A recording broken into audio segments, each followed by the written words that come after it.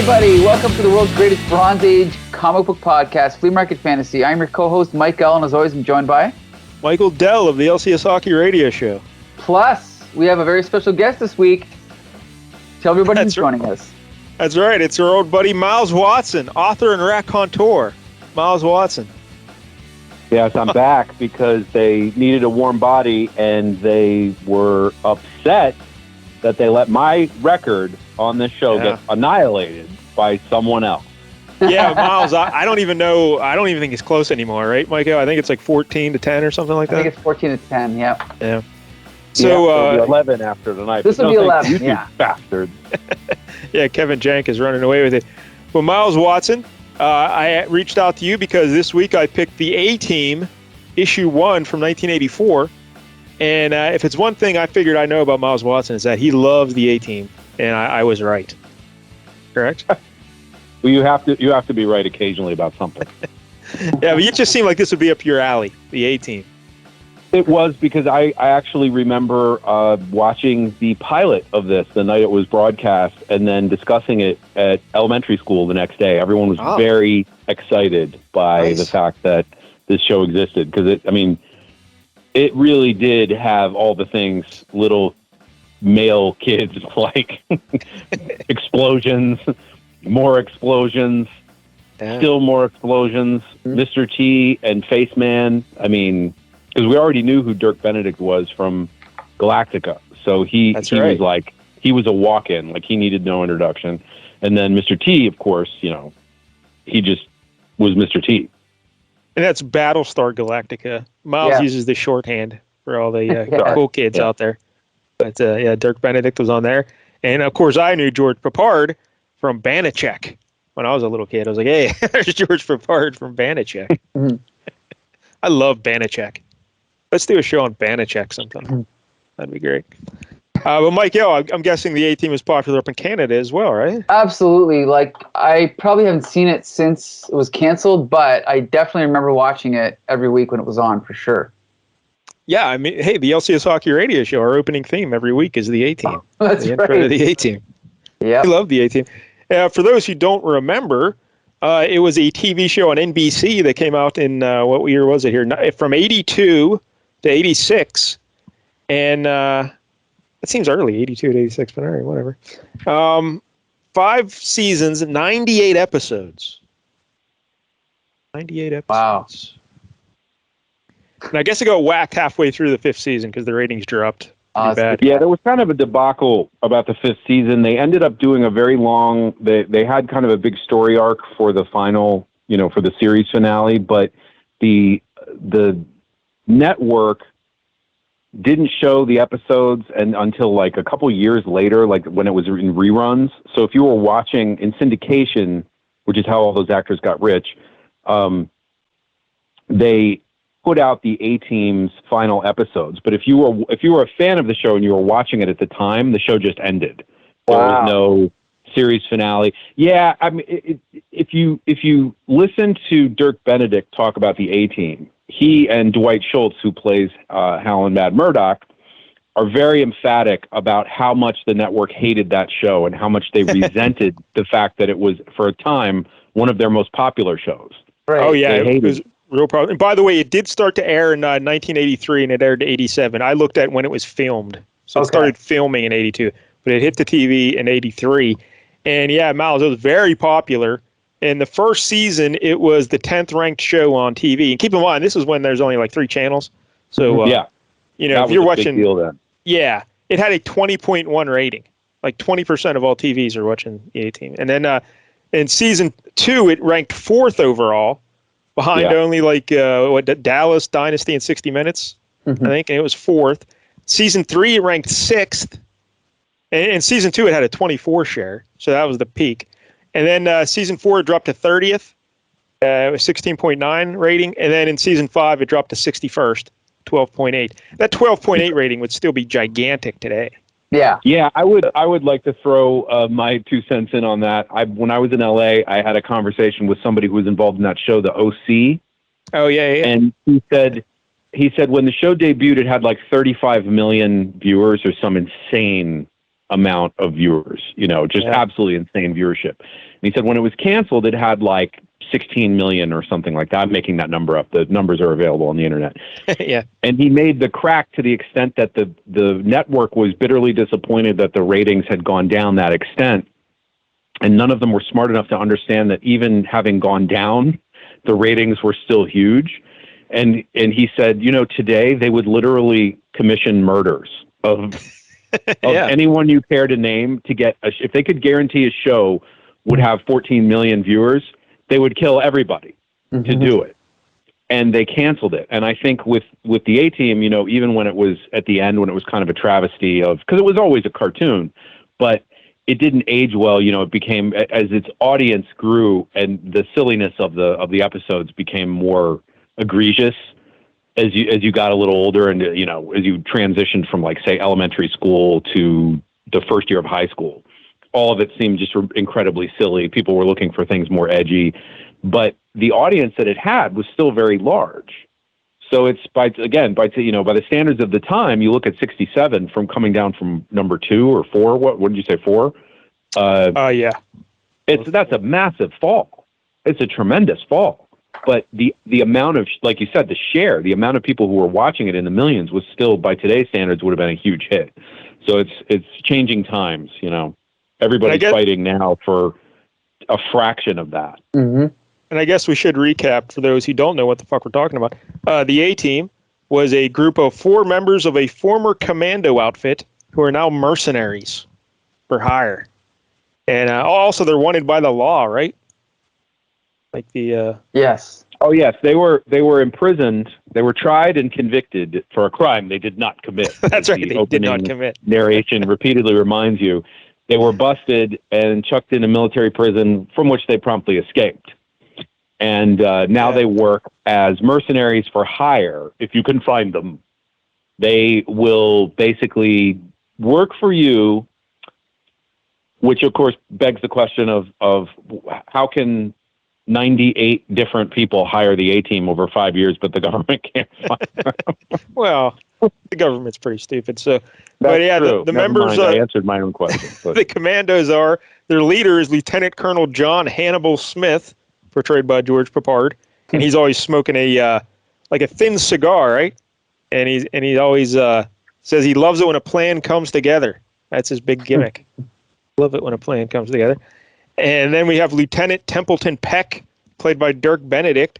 They call him the Face, and he's like a master of sort of like disguise, right? But he's real charming and can sneak in places and stuff. He's the ladies' man of the group. Then we have Dwight Schultz is portraying Captain H.M. Howling Mad Murdock, and he's always like their helicopter pilot. And he's insane. Yeah. He's a funny guy. Yeah, he's all oatmeal north of the eyebrows. And then finally we have the mechanic in Sergeant First Class, Bosco, B.A., or Bad Attitude Baracus, played by Mr. T.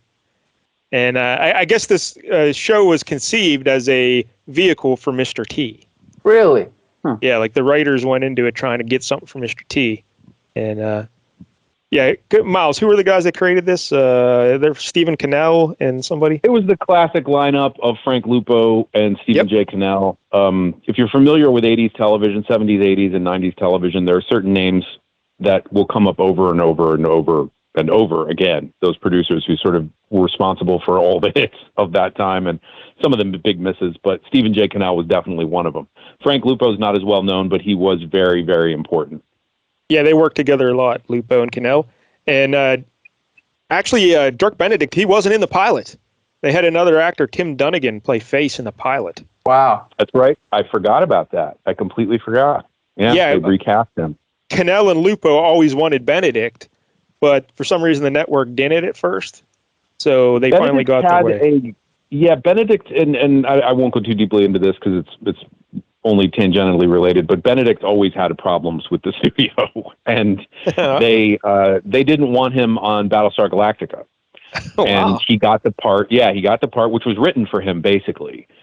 And the whole Glenn Larson had to basically force, who was another one of those producers that I just mentioned, who was all over everything at that time period. Glenn Larson had to kind of force the network into taking Dirk Benedict, and it was a very similar story here. They had to kind of ram it through. And I guess James Coburn was considered for Hannibal. He was like the first idea for Hannibal, and then George Papard. He would have been good. Yeah, he would have been good at it. Yeah, that would have been a good choice. And we should also mention Robert Vaughn joined the cast in season 5. Really? Oh my God, I didn't even know that. Oh, you forgot? Yeah, Robert Vaughn. He came on. He kind of like he's kind of like their upper management then. Like he came in and got them out of trouble, so they started working for him. And he said, if you do so many successful missions for me, then our books are, you're free to go or whatever. Right. One of them deals. And but Robert Vaughn was good buddies with George Papard, and the reason they brought him in season 5 is because Papard and Mr. T weren't talking. Really? they didn't like each other, so they thought Robert Vaughn could smooth those waters. But Miles Watson, on the LCS Hockey Show many months ago, you made us watch Battle Beyond the Stars. Papard and Robert Vaughn were both in that one. Remember? Yes, they were. They were together, which is just a proof that if you hang around Hollywood long enough, everybody will work with everybody else. And Mike L, apparently whether you there's like him or not. I don't know if you remember this, Mike L, but there was an episode called Body Slam. Okay. In which the A-Team encounter the British Bulldogs, Mr. Wonderful Paul Orndorff, Hulk Hogan. Way. Really? Yeah. So I'd like to watch that. For sure. Yeah. Oh, yeah. Yeah, I remember that episode very well. They have to get. I remember at the end they have to get Hulk Hogan to a match that he's fighting. That seems about right. And the running gag throughout that episode is that B.A. Baracus, aka Mr. T, and Hulk Hogan, who's playing himself, are kind of friends but old rivals. And Hulk Hogan's trying to get B.A. to admit that he's afraid of something, and of course B.A.'s whole thing is I'm not afraid of anything, nothing scares me, and that was the gag in there because they had worked together, or I should say they worked in the same film, Rocky III. Yes, that's right, where Hogan got real popular. A couple other notable guest stars over the years on the A-Team. Looking through the list here, Joe Namath, William the Refrigerator Perry, Pat Sajak, John Saxon. Wasn't John Saxon also in Battle Beyond the Stars? Am I remembering that properly? Yes, he was. He was the bad guy. He's the only person that I can think of that I actually met from this whole gang of people. I was trying to think coming in tonight had I met any of the cast or anything that I could have an anecdote, and John Saxon's the only one. He was a bad guy on the show for one episode, so it's not much of a connection. Yeah, and Mike, you remember John Saxon, Enter the Dragon and all that? Yes. Okay, now I do, yeah. Ernie Hudson was also on a episode. Isaac Hayes, Shecky Green, Boy George, and finally Rick James played himself in the heart. I want to see the Rick James episode as well. That'd be good. All right, so the A-Team, very popular, and there are a lot of running jokes. One of them is that, of course, B.A. was scared to fly. So every time they had to fly somewhere, they always had to drug B.A. Usually they slipped him a Mickey in his milk. He always drank milk. And I forgot about that. Okay. Yeah, they do it. They do it in this issue, right? I think they do. Yeah, I was confused with the milk. I was like, why is he drinking milk? But I guess that must have been the thing. Yeah. Yeah, for the kids, he always drinks milk. And by the way, I was reading up on the George Papard Mr. T relationship right here before we started recording. And from what I can gather, it seems like Mr. T wanted to fire 6 of the crew members, including the wardrobe lady and just some other random folks. And he said, hey, you got to fire them or I'm not going to do the show. George Papard heard about this. And he said, well, if you're going to fire those 6 people, you better add a 7th to the list, George Papard, because I will quit if you fire those 6 people. So that started a big fight. And they didn't talk. George Papard said he didn't talk to Mr. T for 16 weeks. Wow. And then I think George Papard ended up having a heart attack. And then when he had the health scare, he mended fences with Mr. T. He said, all right, this is too much. I seem to remember Dwight Schultz and Dirk Benedict also talking to the effect that because they both of them are kind of naturally mischievous people who would revel in this sort of thing rather than feel uncomfortable by it. And they used to say that, Papard would say something like, Dirk, would you tell T that I would like him to move out of my light? And then T would go, I tell that fool I ain't moving out of his light. And they would just stand there and do it. And the director would be like popping pills and probably praying for his own death. That's the same way this here podcast works when we're not recording. True. Miles, would you please tell Mike L. I'm not doing any more Batman issues? Could you please tell him? Too much. Mike L., he doesn't like Batman issues. So anyway, all right. Anything else about the A-Team we should mention before we get into this, or is that?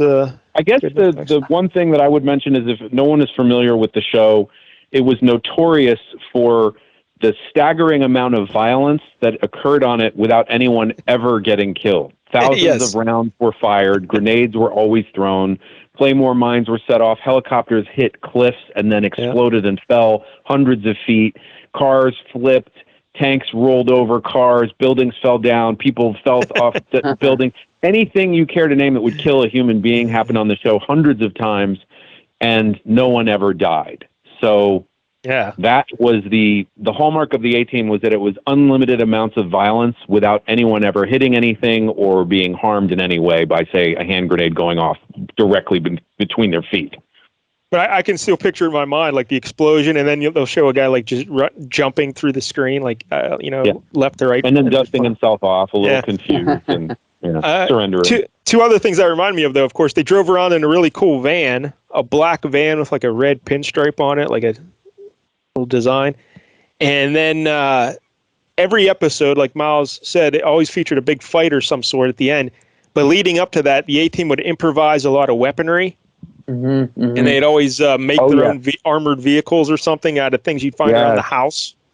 That's a good catch, Mike Dell, because the other thing it was famous for before MacGyver was that there was always, especially in the later as the series developed, there was always a scene where they would do something like, "Hey, we have to overcome this band of mercenaries, but all we have is a broken down old tractor, some cabbages, and some barbed wire." And they would make a tank that fired cabbages. And there would be a montage sequence of them putting it all together, B.A. carrying big sheets of armored steel with his shirt off, Howlin' Mad Murdock welding something. There's always a blowtorch. There's always somebody smoking a cigar. Well, that would be Hannibal. And then the thing would emerge, out of the barn, exploding out of the barn, shooting cabbages that would knock people down. Yeah, it was MacGyver before MacGyver. Yeah, the bursting out of the random barn. Yeah, that's true. That always happened. All right. Yeah, it invented that whole idea of the montage whilst building something, right? I believe. Pretty much, yeah. It was if they didn't invent it, they certainly popularized it, because MacGyver's entire basis was him. I've got chewing gum, a broken radio, and an old flare, and I'm going to make a thermonuclear weapon out of it. Then that's I think they got that from the A-Team. So that brings us to the comic book here today, and I mentioned the show hit the air in '83. The comic came out in '84. It was a way to promote the show. And when the show came out, Jim Salicrup, the writer here today, he only was able to watch one episode. like that's all that was on the air. Yeah, it was just one episode. So he watched that, and then he wrote this story here that we're reading today. And Marie Severin is the artist we've talked about here on the show before, very famous creator here in comics. And but the book only lasted 3 issues, and that was pretty much the idea all along. It was just 3 issues to promote the show. And they were sold in little packs. Sometimes the first 2 were sold in a pack, and then you could also get all 3 or something, or I don't know what it was. There are 2 different versions of these packs you could get, and so it was just to promote the TV show. That's all it was. I'm kind of surprised there wasn't a longer series, though, that they didn't do more of it. Yeah, why not, right? It's a little shocking. Were there A-Team toys? I don't know. I don't remember, but there had to have been. Yeah, that's what I was just thinking in my mind. Because this is post Star Wars, so they were making action figures for when Lucas showed the world how much you could tie in merchandising for a series. Granted, a movie series in that case, but the A-Team was a huge hit, and I would be I don't remember anything. Nothing's coming to mind, but I would be shocked if there weren't lines of toys, guns, mailbox, lunchboxes, everything. Okay, I guess don't remember it. I googled it, and there are toys. There are toys, and they look exactly like GI Joe figures with just different colors, basically. Like, they look a little different. Well, I'm looking at the main pack now, and it's like the same design though. Like you can see the way the legs and like the torso or the whatever that's called, like the hips, fit together. It's GI Joe, right? Obviously with different clothes and different faces, but it's the same basic design. Yeah, I can see the ones you're looking at. There's other versions of them too that look different. Yeah, but yeah, there must have been a whole bunch of different toys, but I don't remember about that. Because there are some that look bigger and bulkier. Right. I see those too. Yeah. Anyway, all right. So there you go. There's the A-Team. All right, let's get into it, Michael. Let's talk about this cover. This is an awesome cover. It's by John Romita Sr., and it just proves there's nothing he can't do. Right? Like this looks like classic Romita art, but it also looks like the actors. Right? Yeah, it looks very much like the actor. Right. It's hard to be a cartoonist and do likenesses without looking stiff, and of course he manages to pull it off. But anyway, we've got this great pinup shot of the A-Team with Mr. T in the middle, the classic logo, A-Team, and then at the top it says all the action, all the thrills, now in their very own Marvel comic. And then we got their faces in the corner box, and it says first collector's item issue. And I don't remember, what's the girl's name again?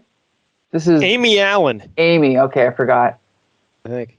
And then at the bottom, below Mr. T, we've got the diamonds. Yeah, that's Miles. That's what confused me about this cover. It seems like Mr. T can shit diamonds. Well, we've never truly plumbed the depths of all his powers. I mean, he every man has secrets, Mike. Yeah, these could be his. Yeah, the way he's positioned, he's standing all proud and triumphant over some Look, if pile of anyone diamonds. could get diamonds, it would be Mr. T. The diamonds are right between his feet. Yeah, looks like he hatched some diamonds. Yeah, it's a great cover there, right, Miles? It is. I actually do like this cover quite a bit. I like the bold colors. Yeah, You'll notice Severin there's a red, white, and blue theme kind of going there. I mean, obviously there's a big yellow and there's greens and everything else, but they managed to work in a red, white, and blue. You've got the as Mike L said, the likenesses of everyone except maybe, I'm not crazy about the reproduction they did of Dirk Benedict's face, but everybody else is visibly the same. Hannibal looks like George Papard. Mr. T looks like Mr. T. Dwight Schultz, I would know that is Dwight Schultz's face. Just from looking at that, if you said, who is that, I would know that exactly. Whereas they kind of gave a generic pretty boy look to Face Man's character. That's the only one. As far as the female character, she was, those characters on the A-Team were put in kind of as an afterthought, so I don't even remember what she looked like.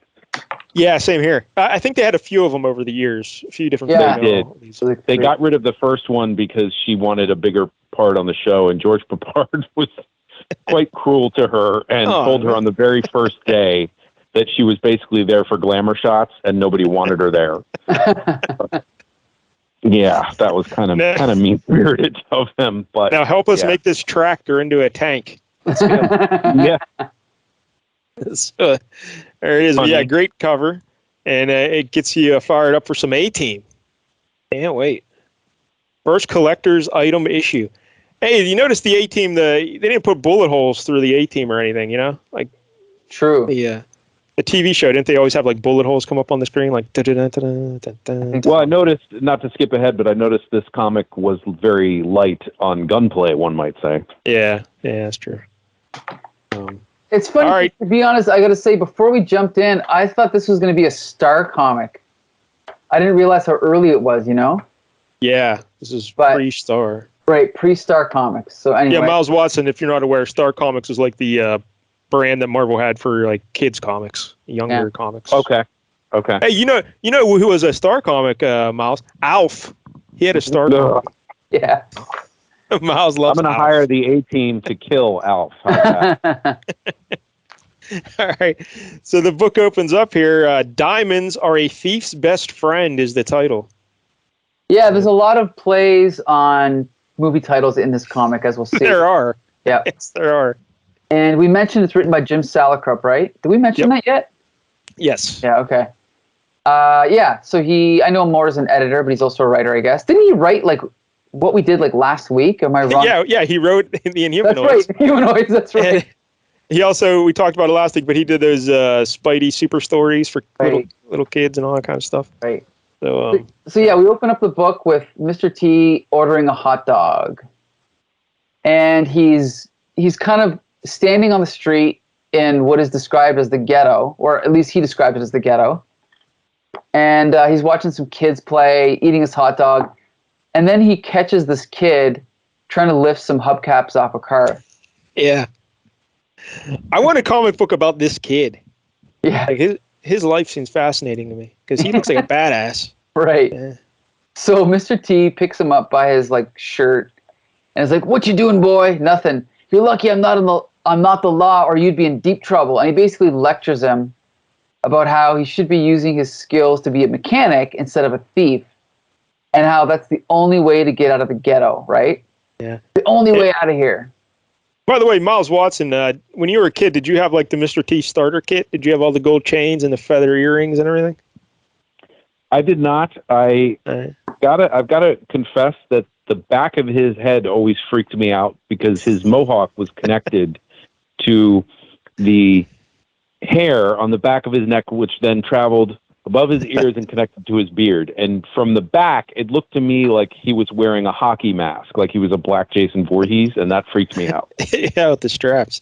Yeah, I could see that. Yeah. See, did you guys know, I found out today, it's not actually a mohawk.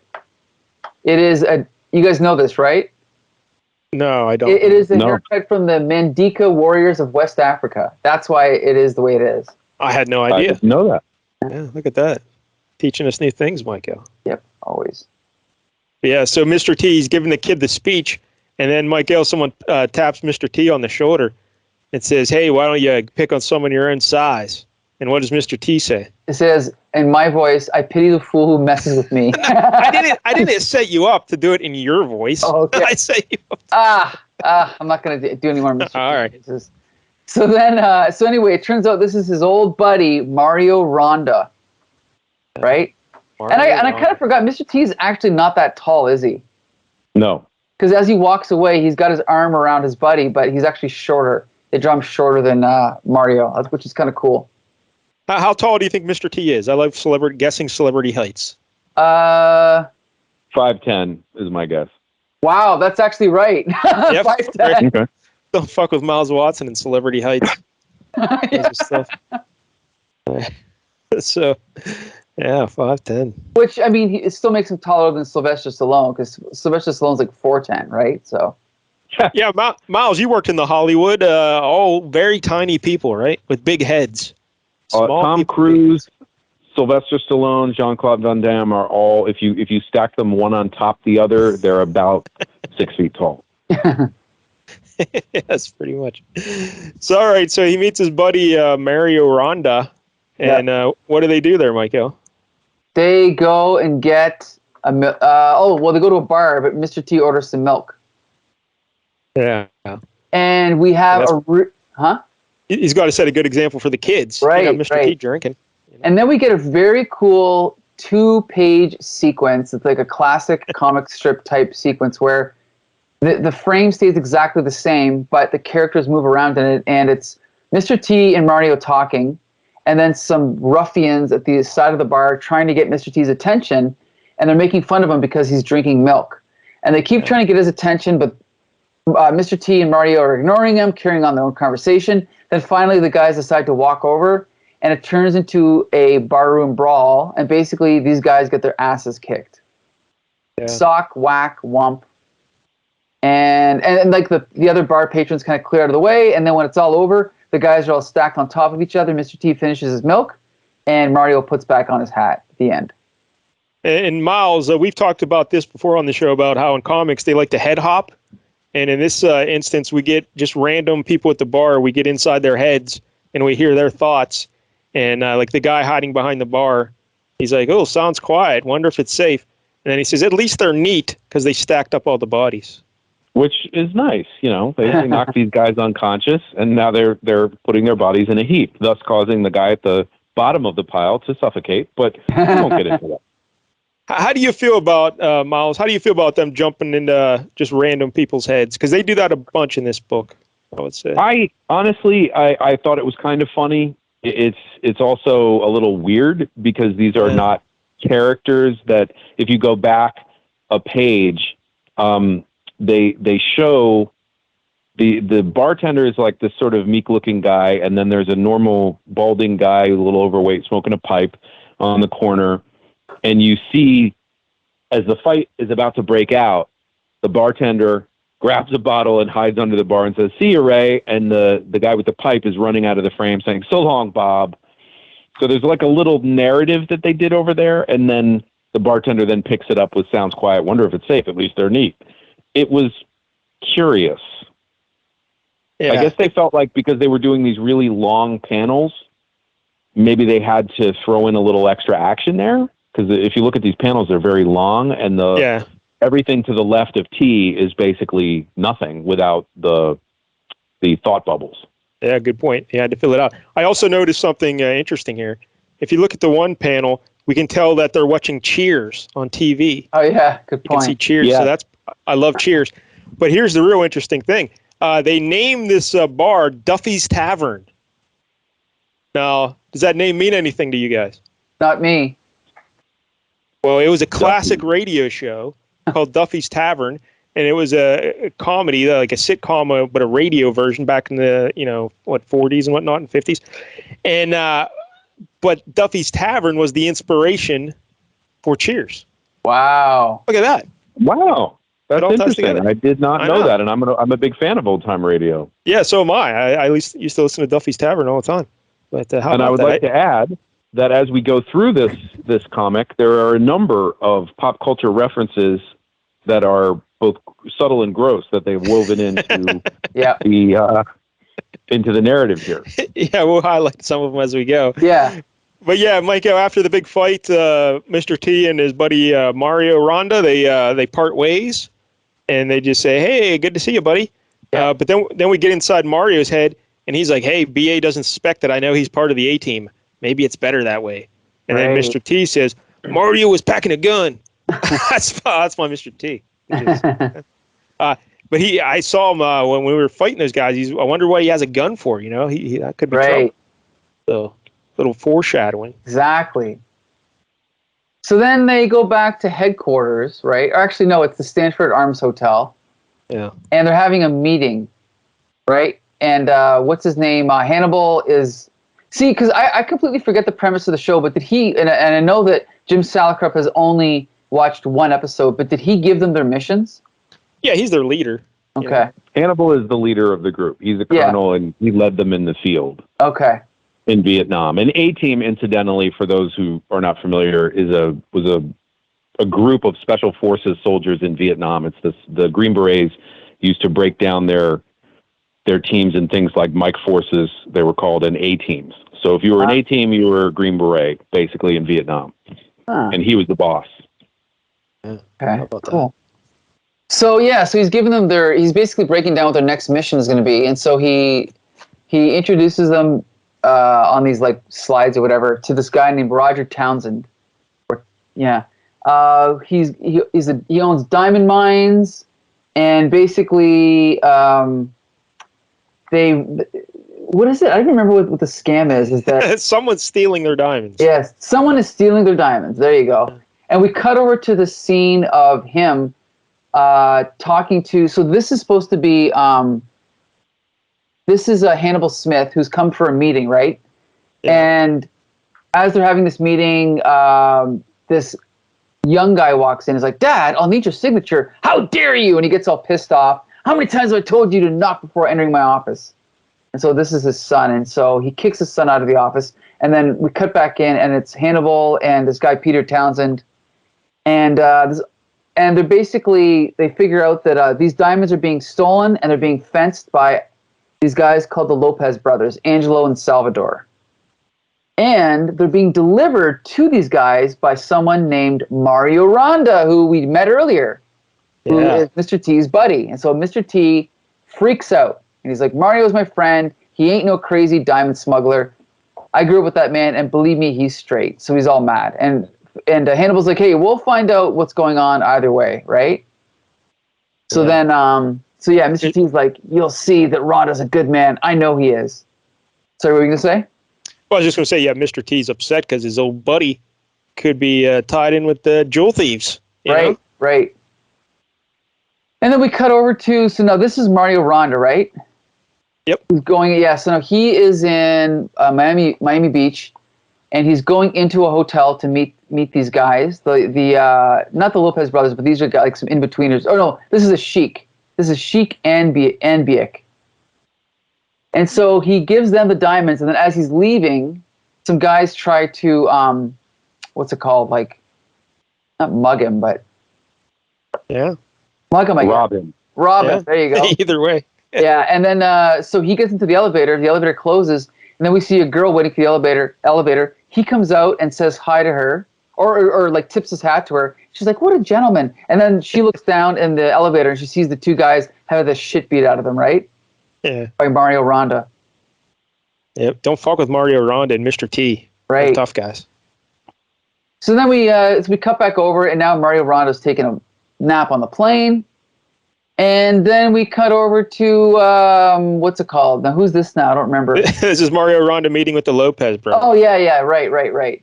He's giving them the money for the diamonds. He's the bag man, He yes. the things. And then we cut over to a private airfield outside of Los Angeles, and this is the A-team, and they're getting ready for their mission.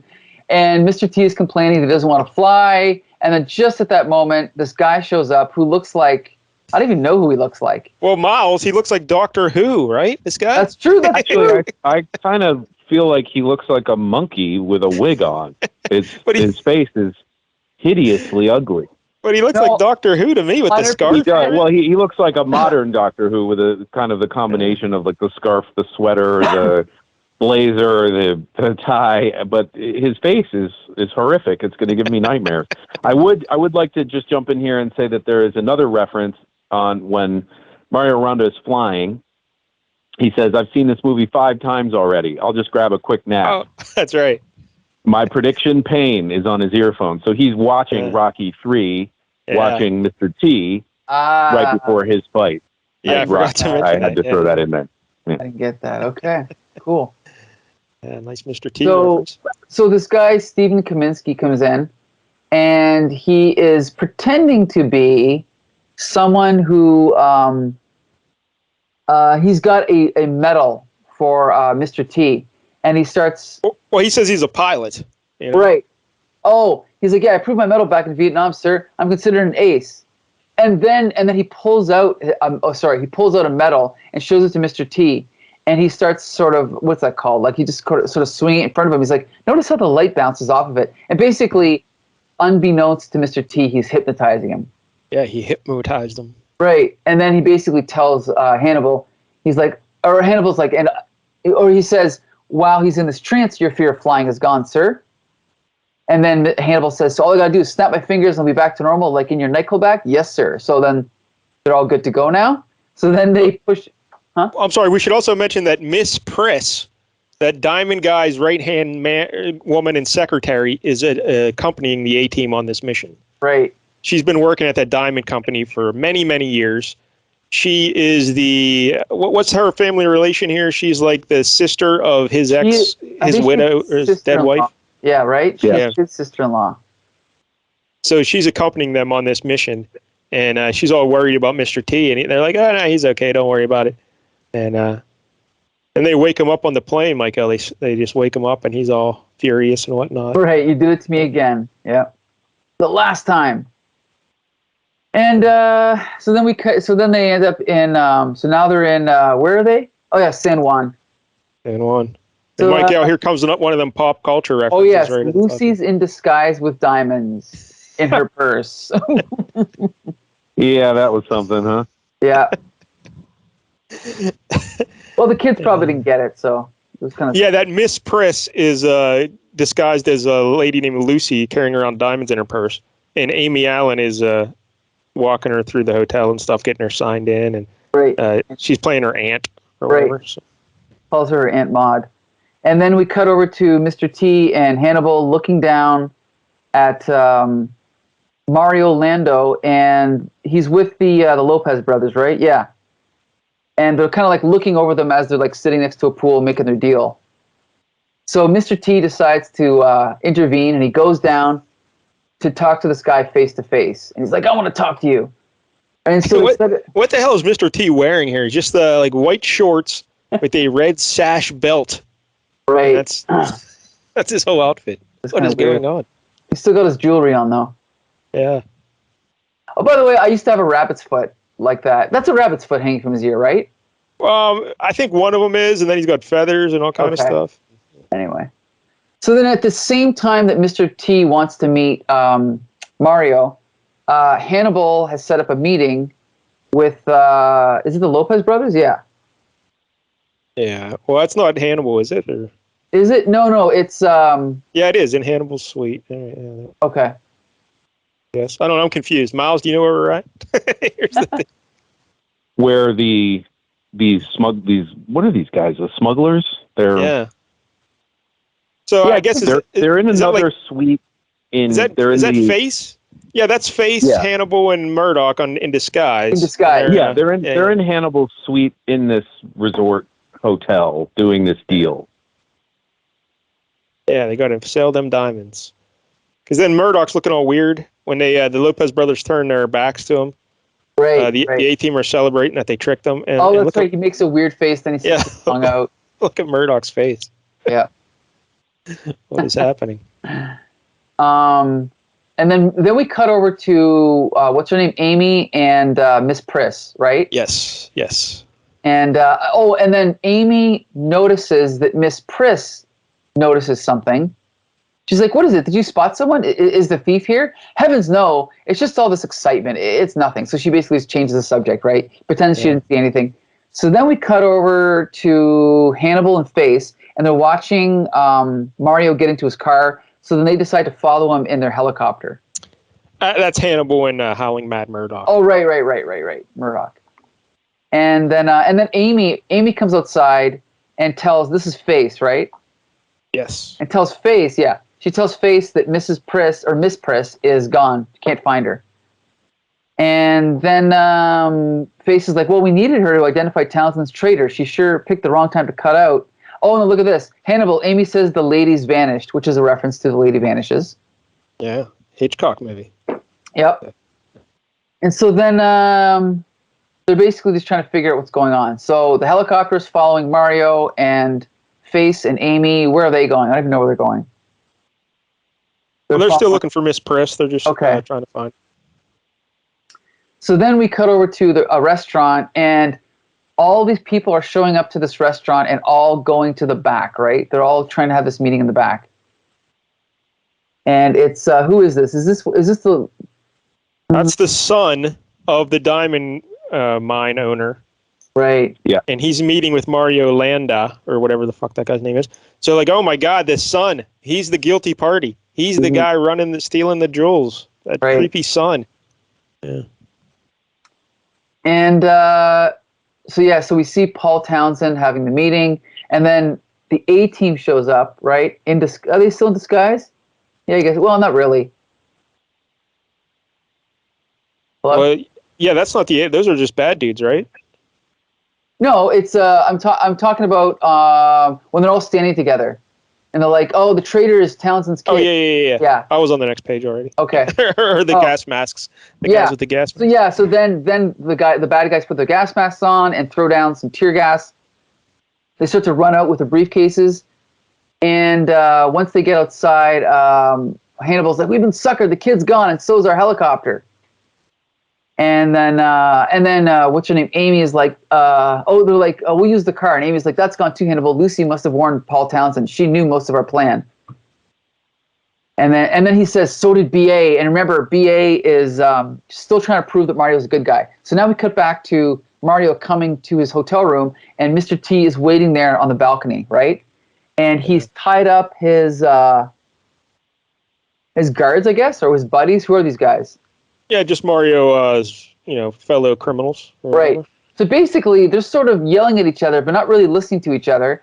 So they start a big fist fight. Like Mr. T, tries to hit him with a light, and Mario punches him, whack, kick.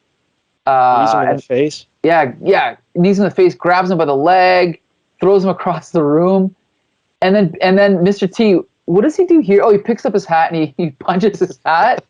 He's mad. Yeah, that's what the whole time Mr. T's like, this is gonna. I know what my father meant when he said this. When he used to whip me and say, "This is gonna hurt me more than it hurts you," because he doesn't want to beat up his friend. Mm-hmm. But no, his friend's smuggling diamonds, so he's got to teach him a lesson. Miles Watson, how do you rate that fight scene there between Mr. T and Mario? I actually liked the way it opened. Mr. T misses with his punch, hits the wall, and takes a couple shots, which I enjoyed. Of course, they're not going to let Mr. T ever lose a fight anywhere on the. Look at that first shot he takes. It's like a double hand, like an axe handle, two-fisted axe handle uppercut. Whack. Yeah, kind of a Captain Kirk style, Fu style, using the intertwined hands to. And then we get a knee to the head of a grounded opponent, Miles. That's a disqualification in the UFC. Yeah, he gives him a knee, and then T grabs his leg, his calf, and begins to spin him. Is he spin him around or does he throw him? I guess. Yeah, he just I think it's a spin and a throw. Yeah, spin and a throw. But that's an unusual technique. You don't see that much in the UFC. A guy will just grab someone by the leg and swing them around and throw them. You don't see that too often. Mr. T, according to the cartoon that he briefly had when I was in junior high school, could catch if a tank fired a main round at him, he could catch it with his hands. So I'm thinking throwing a guy around by his feet was not difficult for him. That's pretty good. Yeah, then he punches the hat out, and but then his buddy Mario, he pulls a gun on him. He's like, "Holy hell!" He's like, "Get that piece out of my face, or I'll forget you were ever my friend." And he says, "For crying out loud, I'm FBI, and I'm still your friend."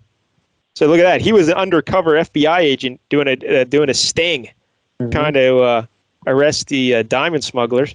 And Mr. BA says, "You're a G-man?" And he's like, "Hannah, when are you going to believe this?" And Mario's just upset that Mr. T punched the hole in his hat. Right. Like, you son of a bitch. It's my new hat. But how about that? But the whole time, earlier when we had the foreshadowing of them leaving the bar together, Duffy's Tavern together, Mario was a little nervous because he should be arresting BA because BA is wanted by the law, you know? Right. And he's FBI. He should be arresting him. But he's like, I can't do that. He's my friend, you know? So look at that. That Mario is a good guy. Yep. Yeah, he doesn't sell out T. Yep. So then we cut back to the hotel, and Miss Priss is she's checking out. She's like, "I've had enough of your little espionage bit. I'm out of here. I'm going home." And they're like, "All right, I guess." So they're all confused there, Michael. Right. And then basically, so they're trying to figure out what's going on. And then Face is like, it's simple. Priss is protecting Junior from Daddy Warbucks, family pride and all that. And Hannibal's like, I don't buy it. So then this is when Mr. T tells them that Mario is a Fed. And Mario's like, my partner Bill Maxwell and I have been working on this sting for months. Have some diamonds, right? Yeah, flip some diamonds. Okay, then we cut over to, this is Amy coming back to her hotel, right? Yep. Her hotel room. And then she looks in like the little garbage thing for the housekeepers, whatever they're called, the housekeeping. And she's like, the maid must have just finished cleaning Lucy's room. Here's the wig I gave her for her disguise. And what's this? I don't believe it. So then we have to wait until the next page to find out what she found. She comes into the room while they're all hanging out and then opens it up, and we still don't see what she's found, right? They put it on the table, and then they're like, so what's this got to do with the diamond crooks? This explains everything, right? So now they think they figured it out, and then Hannibal's like, I've got a plan. And Mr. T's upset because they have to go to the airport, right? As usual. Yeah.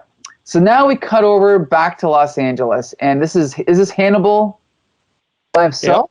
Yeah. Well, yeah, Hannibal, and I think, is that Face with him? Or? That's what I can't tell, if that's just a guy or if that's Face. Yeah, it's tough to recognize Face in this book. I will say that. He doesn't really, kind of just blends in with everybody. But yeah, they go back to the diamond place, and is it Mr. Townsend, or is that his name? Yeah. Yeah. So they're meeting with his son and Miss Priss, and Hannibal's about to break the news, and he says, "Hey, Miss Priss, you got something to tell us?" And she breaks down crying. What's going on, Michael? Miss So Prince? yeah, basically what it is they have a disguise. This is what they found, right, in the hotel, in the garbage, a disguise that they take off and put on Miss Priss. Well, yeah, they have Murdock wear it to come in the room to show Right. that, oh my God, there's two Pete Townsends or whatever his name is. Right, It's right, the same right. Pete Townsend. And they're like, oh, there's two of these sons here. But no, because the son has a very distinctive look, a Van Dyke beard and mustache, glasses and everything. So they say, oh, here's Murdock wearing a disguise. Miss Priss, you wore the disguise when we were to make the deal with the diamonds. It was you, Right. Miss Priss. Right. And so what's his name? The actual son is like, this could explain why Priss always scheduled my trips to coincide with the diamond thefts. And she didn't advise you to never confide in me, Dad. And then she's like, enough, I did it. I was mad. By all rights, the company should be mine. I loved you, Roger, but you married my sister instead of me. I helped build this empire, but you wanted to give it to Paul instead of me. So there you go. Yeah, so Miss Priss was the guilty party all along. And then we get the A-team celebrating together. Except then in the last panel, we see Mario and Mr. T. They decided to take a cruise because they didn't want to fly. So they're going back on the boat, and Mr. T's seasick. Yep. Wah, wah. Yeah. There you go. There it is, the A-team. Miles Watson, that was a pretty involved plot. Yes. You are not kidding. I was actually kind of staggered by how talky this was. Yeah, not a lot of action. A lot of talk. No, there's no shooting that I can remember at all, which for an A-team episode was blasphemy. Yeah. That's number one. It's an incredibly involved plot. They come at you as if the plot is very straightforward. They set up the son as the red herring, and they set up the FBI agent. You know, he's supposed to be, he's gone bad and he's working for these smugglers. So my first two thoughts were, A, he's an FBI agent or he's a government agent. I was right about that. But the son, I was like, this plot's obvious. I have to say the twists that they started to lay on in the last act, I didn't see Miss Priss coming until the very end. Because they were counting on one important thing, that everyone would kind of believe that an elderly woman could look like a man if she puts on a fake mustache. Mm-hmm. Like I think an FBI agent would be able to tell that, hey, that's an elderly woman wearing a fake mustache. Well, this is the advantage of things like comic books and radio, is that you can do plots where, like, the midget was, the kid was actually a midget. Whereas you can't do that in a live action series. You can't do this sort of thing in a live action series, but you can kind of get away with it in a comic book, like the Scooby-Doo thing of, nobody noticed this guy was wearing a latex mask.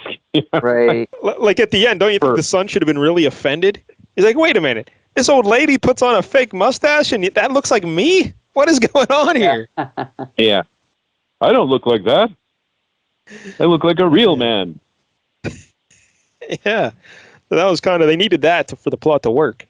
But yeah, it was a very intricate plot. Yeah. For a comic book. Well, for a kid, maybe they had some kind of a dictate that said they couldn't shoot, couldn't do so much gunplay or something. And so... Because I looked ahead to the second issue, and apparently BA gets in a scuffle with a sumo wrestler in issue 2. But it doesn't seem like there's a lot of gunplay in that one either. So, and that might have been a mandate that they had or something, and that's why they decided to plot it out. And maybe that's why this only lasted 3 issues. People were like, what the fuck is this? We want guns, we want tractor tanks. Let's go. Mm-hmm. Cabbages explosions. Being fired at people. Well, you know what's funny? I got to say, I looked ahead to number 2, and I had number 2 as a kid, so I definitely read it. Yeah. Look at you. I remember this cover. About that. Miles, what did you think about the art? Oh, I knew you were going to. Somehow, I knew you were going to ask me that question. I'll be honest. I thought the art was pretty sloppy and bad. Yeah. I had some hopes when I saw the cover, because I thought the cover, I was like, that's a bold cover. It uses a lot of colors. They're going for kind of a representational look for the characters, which, as Mike L. pointed out, is difficult. And I thought, wow, they're not screwing around here. But I thought the art was pretty bad. It's not terrible, but it's kind of sloppy. The proportions seem off in certain spots. Yeah, it seems like some panels you can tell were just sketched real quick, and that's all they did with it. They didn't really refine them at all. And yeah, there's not I mean, there's some, you can see the intricacy of like the way they're working with T and his chains, and there seems to be some effort in there. And then in other cases, it just looks very rushed, sloppy. The colors are a little, maybe not the best choices. Too many kind of reddish orange, clay, red, all sort of jammed like in that bar sequence. It looks a little blurry and unfocused. I'm just not crazy about the art in this. It's not very good. I don't know another way to put that. I don't think it's very good. We're big fans of Maurice Severin here, Michael, but yeah, I think you would agree that it's a little rushed. It looks like this art. Right? Well, yeah, I was trying to figure out what the problem is, because I do like Maurice Severin, and I think the problem is that she's not very good at action, and she's not necessarily good at drawing. Like, if you look, every time she draws B.A. Baracus, he looks ridiculous, right? Well, I don't know. I think he looks pretty good. Well, but if you look at like shots of like when they're just checking into the hotel and stuff like that, those shots look really good. So I think she seems more like a classic, almost. She's probably an old romance artist, right? So she's good at drawing like faces and just people talking, but she's not great. Definitely not good at action, and probably not as good at drawing like muscle-bound men. That's my guess. Because anything that wasn't a muscle-bound man looked okay to me, I thought. So I actually did like the art for the most part. Yeah, there's just some panels that you can just tell it's really rushed and not thought out so much. But yeah, we're usually big fans of her work, so I'll give her a pass. But I think, Miles, you remember the one time you were on here, we did an episode of Star Trek, or issue of Star Trek, and I remember my complaint in that one was that like the style of art was it would be one way, and then every time they would show a face of a character, the face of that character would be very realistic and detailed to make it look almost like photorealism of the art of the actor, you know? Right. And I thought that was kind of distracting. And at least this way, this is like the other way. The art style is consistent throughout, but, you know, face doesn't look like face at all through any of this, you know? No. And I honestly wonder why, because they really did make some of the other characters look, like you said, especially with B.A., that's photorealism almost on his face. You know what I'm wondering is, we mentioned that Jim Salicrup, there only one episode had aired when they wrote the issue and started working on it. So maybe the pilot aired with that other actor as face.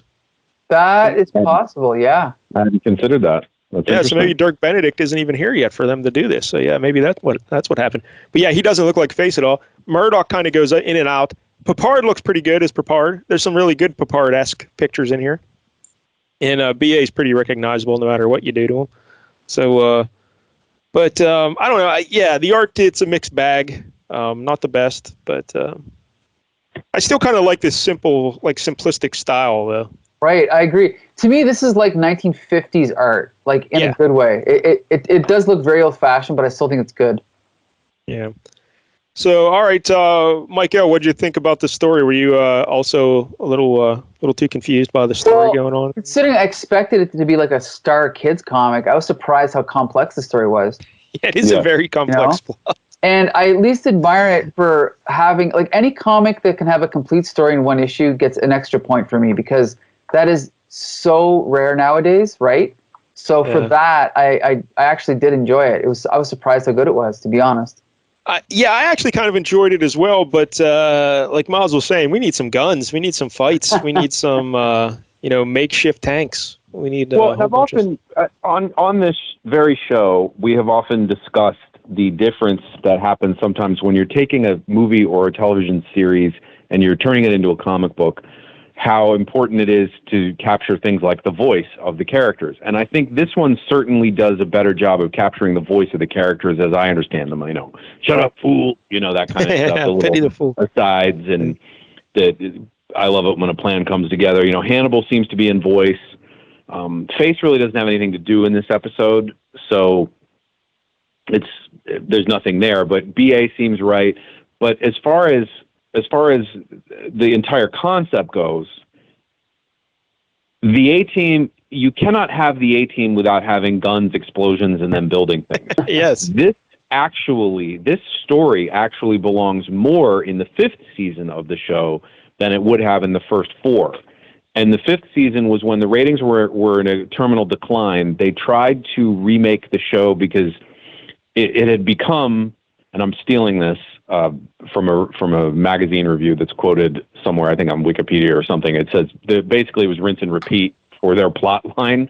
It was the same thing every week, and it had become kind of a joke.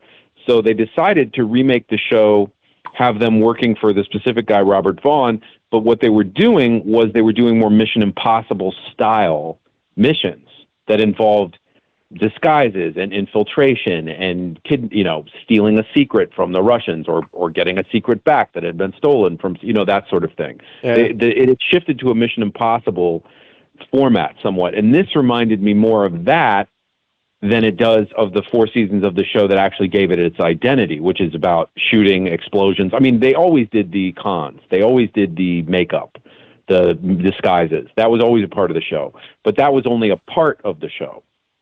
It's kind of the whole thing here. There's no guns here. They don't blow anything up, and they don't make a cabbage-firing tank. So the question that I'm posing here is how far can you separate the essence of a show from itself in a comic and still have that feeling that this is really the A-Team? Yeah, and again, I guess the big problem here is they had only watched one episode before writing this, so the A-Team we know and love, they didn't even know yet. Right. So, yeah, because this plot could involve any detective TV show. This could have just been any detective, random That's true. Who am I thinking of? This could be an episode of Rockford Files, but with the A-Team. But it's not an A-Team plot.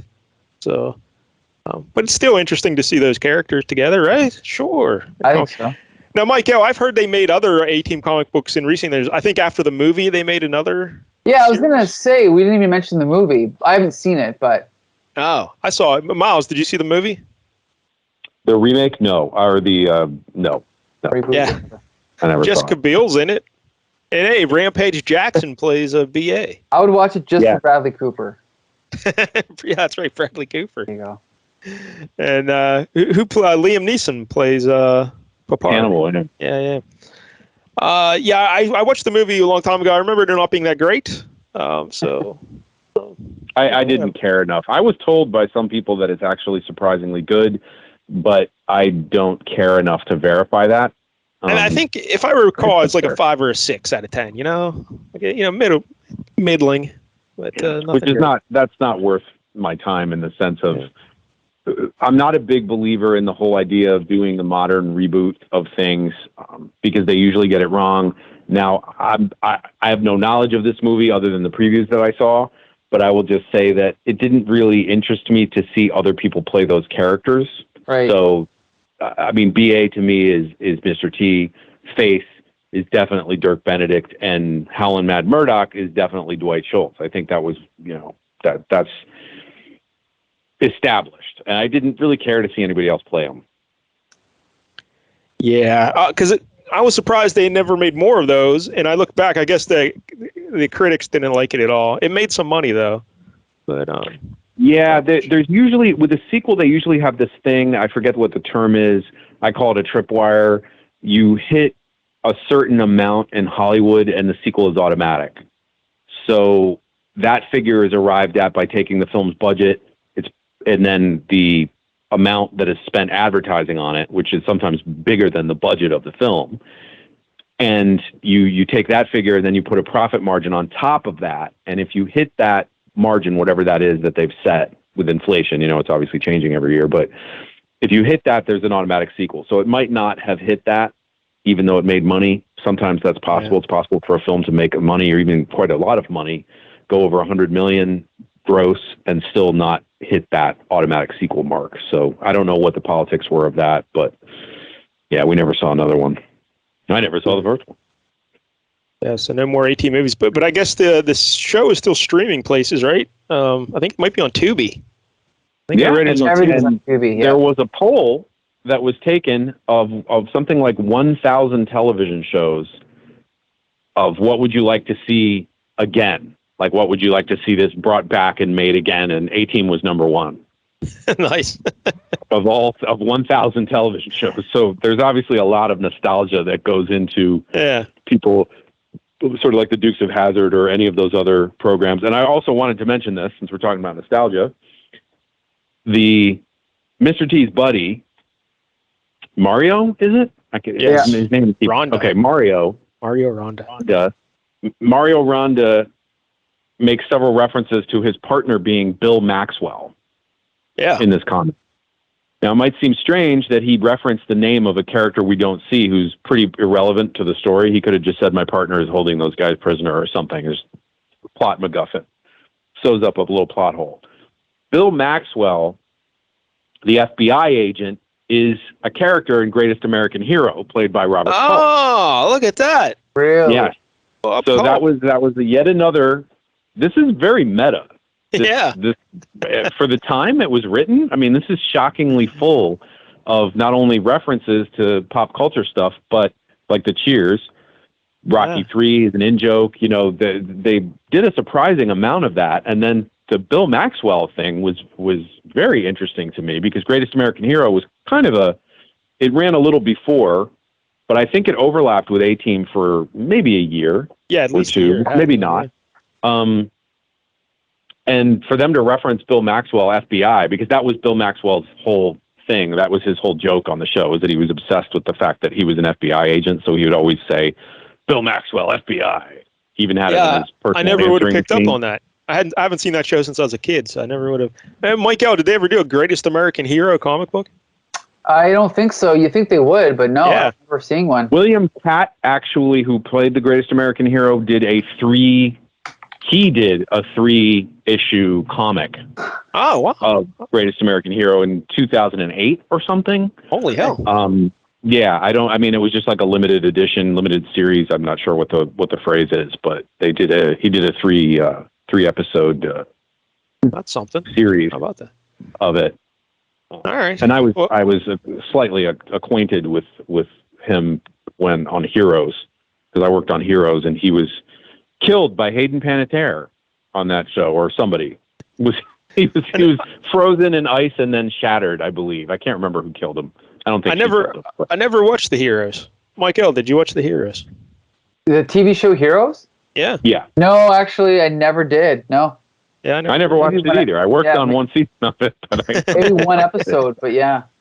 Yeah, I worked on season 4 of it. But Bill Catt was on there, and he is very devoted to the whole era that is in question here, Greatest American Hero, and his tie-in to this is Robert Culp's Bill Maxwell, who somehow manages to make it into this A-Team comic. It's fascinating. 6 Degrees of Separation. Yeah, I never would have noticed that one. So, Miles, what do you give the A-Team issue 1 from 1984? You know, I thought a lot about this today because I was like, I don't like the art. There's no gunplay and everything. I want to give them strong props to the fact that, as Mike L. said, they told a very complex story in a single comic, and that's impressive. They also did obviously put a lot of thought into the plot, and they nailed the character voices for the most part very well. So based on that, I would give it like a 6, a 6.5, something like that. I didn't care for the artwork, and I thought that they drifted way too far from the mission of the A-Team, which is to blow things up and forget the cabbage tank. They should have at least had, some gunplay in this, but I don't think you can divorce the fundamental soul of a show in the comic and still expect people to really like it. So I don't think I would go much higher than like a 6.5 on this. Yeah, I think that's about right. I'll go 6 as well, because it's a thumbs up, but not overly enthusiastic, because like you said, it's way too far from the TV show. But it's still, you could tell the plot, they put a lot of effort into it. So I enjoyed it, and I like the art a little bit better than Miles, and so it's a 6. It's enjoyable, but nothing too great. Michael, what do you think? Actually, yeah, I give it a 6 as well. Like I think I probably enjoyed it more than Miles, but yeah, I mean, it's not a masterpiece, but again, the key thing for me is it tells a complete story in one issue, and it's a decent story, and I do like the art, so that's why I give it a 6. Yeah, 6 is a sign of the beast. 666. Yeah, 666. And I would just like to say that I do actually agree with Mike Dell in that it is a thumbs up for me, even though I'm not crazy about it. I did enjoy the story, like the layers of the story that were there, the twists and all of that. I thought that was surprisingly good storytelling, probably better storytelling than the series had in real life. Probably. So there you go. All right, that's the A-Team. Mike L., what do we got for us next week? Well, I was going to keep going with TV and toy tie-ins, but I got to get back to DC Comics to do some post-crisis comic books here. And we're going to go with The Question. Remember The Question? The Question. Is he like a detective? Yes. Basically, he inspired Rorschach. I was going to say, isn't that... All right. Yeah. All right, this may not be too bad then. The Question #1. So I'll send you the link as soon as I get it working. It's broken right now, the link. So. What year is this? 1987. 87. All right, The Question 87. All right, Miles Watson, thank you for joining us yet again. And people can go to Amazon to buy all your books there. Cage Life, Knuckle Down, Sinner's Cross. And I see you're pushing Devils You Know, short story collection right now. I am. The Blackthorn Book Tours is doing a tour of my short story collection, horror short story collection, Devils You Know, right now, that book came out almost, I guess it's 5 years ago now, or even more. Yeah, time is quick. Yes, way too quick for me. But it's out and about, and it is up there along with everything else I've written. So horror fans might want to check that out. You will not find a cabbage firing tank, so you can penalize it a star for that. Yeah, or go to 19books.com. You can find all Miles' books there. They'll link you to the Amazon. You can buy them there. And I know Mike L. is doing it right. Hey, Mike L., I put out a book again not too long ago either. I'm sure you bought your copy, right? Oh, yeah, of course. Yeah, all right. Thanks for that. No, I'm just kidding. I have tons of friends that publish books, comics. They record music. I don't read or listen to any of it. That's just the kind of support we count on. Yeah. We appreciate it. All right, until next week, Michael. That's right. Yeah, and so you can catch all of our episodes. I'm going to send everybody straight to the Comic Book Syndicate website so we can rake in all the money. You can catch every episode of Flea Market Fantasy there. We review Bronze Age comics 1 week. I pick 1 week Mike Dell picks. So be sure to join us again next week. And until then, disperse!